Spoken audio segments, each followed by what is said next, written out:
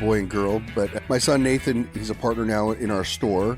He also handles part of our manufacturing. But him and my daughter ran Michigan, which was about $80 million a year in Michigan alone with PV back in the day. So they ran that for 4 years. And so still family business, and both my sons and my daughter in gelato, and then just our team has just been a family. So the whole thing it really is a family atmosphere. From the PodConx studios, high in the Rockies at the beautiful Beaver Creek Resort, it's the Raising Cannabis Capital Show. Today on the MJ Bulls Raising Cannabis Capital podcast, we are joined by George Sadler, the co-founder and CEO of Gelato Canna Co. George, welcome to the show. Thank you. Thanks. I appreciate it. Well, I appreciate you being here today. For our listeners, I normally focus only on the companies, and I almost never talk about a founder's experience because usually it's not relevant. Nobody really cares what they did in the seventh grade. But in your case, it's different because your past cannabis experience explains Gelato's apparent overnight success. Tell us about some of your previous cannabis wins. Oh, so we're going to go back to what I did in 8th grade then. That may have been where it all started. I mean, previous cannabis wins, if we're calling it that. My son and I, we borned the Platinum Vape Company. And it's I know we don't have a long time on this, but we started that in end of 2010, 11. So the overnight success that everybody feels from this is quite a while in the making. 15 years. Yeah. We went through the trenches and we built Platinum Vape and we sold that almost 2.5 years ago. And so that company was to us, it was extremely successful. At that time that we sold it, we were doing around 150 million a year. Wow. And 150, 160, I don't know. It was up there. Yeah. And so we sold that company and we started Gelato. What gaps did you see in the market prompted you to jump right back in?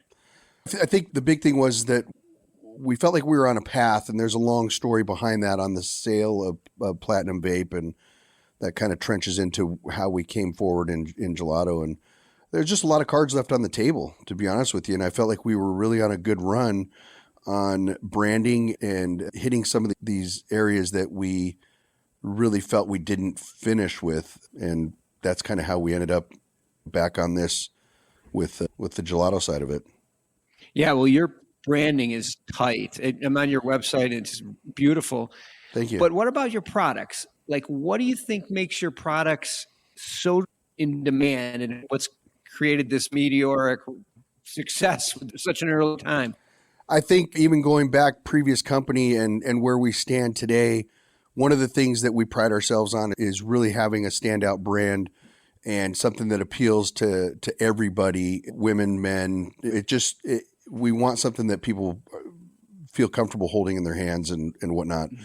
But I think on the products themselves, the one thing that we really cherish is the fact that our numbers are what they are. And we have these tolerances that the state gives us, and plus minus 10.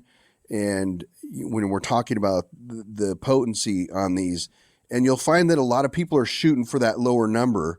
They try to hit that low number because it, I believe, saves them money when you have that plus or minus 10. So an example would be if your packaging, if your test comes back at 75%, everybody shoots for that 85%. They package it as 85%. And the one thing that I can tell you that we've always stood by was the numbers. And so when we test our product, we put to the maximum. So if we're hitting 92%, we're trying, if we can get there, we're trying to get that number. Wow. versus having something that comes in at 82% and then putting on the package 92%. So you really, the value that you're getting for that potency in our product is there. It's not, we're not taking advantage of that scale. Mm-hmm. And you're building integrity. Yes. And trust with your customer base. Now you said states, you're in California. What other states are you in? We're Michigan and California. Okay. Yeah. All right. Now, did I see someplace where you're opening a dispensary? Yeah, we have a dispensary. We're actually having our 1 year next 2 weeks from now. So we've been 1 year open up in Lake Elsinore. Well, that gives you a great chance to actually see what the products are doing, talk to the customers about the products, like live feedback. That's exactly what it is and what it was. We sell everybody and everything in our store, but the big thing for us is that we can product test things, new ideas and whatnot that we can put on the floor and get an honest feedback from our customers. Yeah, it's got to be really, really helpful. You mentioned early on that you and your son were involved with the one venture.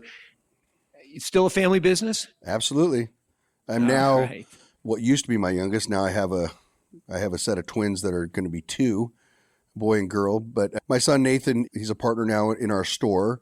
He also handles part of our manufacturing. But him and my daughter ran Michigan, which was about $80 million a year in Michigan alone. With PV back in the day. So they ran that for 4 years. And so still family business. And both my sons and my daughter in Gelato. And then just our team has just been a family. So the whole thing it really is a family atmosphere.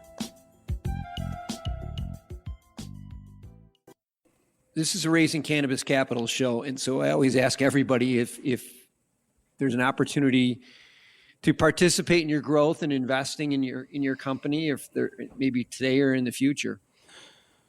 This is that question. Yeah. So we have never had any type of funding at all. And I'm not saying that we're against it.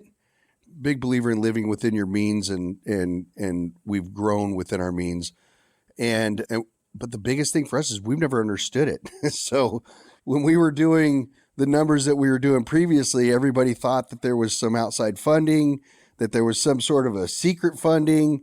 And when we went through the sale, which took about a year, I mean, it was people digging around trying to figure out how did we do this without any outside funding. We didn't know about it. We've never understood how to even get outside funding. So it's just never been part of our process. Will we take it? I mean, listen, if people want to give us money to be a part of it, let's go. But no, we've never understood it. And we've never really seeked it, to be honest with you. So we're just self-funded. And if you don't need it, there's no reason to take it. There's no reason to take it. That's for sure. Yeah, that's kind of our belief for sure. And there's been times that we've wanted to step a lot further and we've kind of reined ourselves back in and understanding back then in being 3-4 states and now where we're at, we understand that process wholeheartedly. And so there's advantages to it for sure, but we just haven't done it. I think a lot of companies wish they hadn't. Right now is a tough one, I think, for some of the people out there for sure. Well, I'm going to have all your info in the show notes, including your links to your website. I appreciate that. So if there's anybody out there that wants to convince you to take some money, I'm sure they will reach out to you and have a discussion. Otherwise, if you want to take a look at a really beautiful website and try some great products that are true to their potency, just click on the links in the show notes. George, thanks for being on the show today. Thank you, man. I really, truly appreciate it, and I apologize for missing the last 2.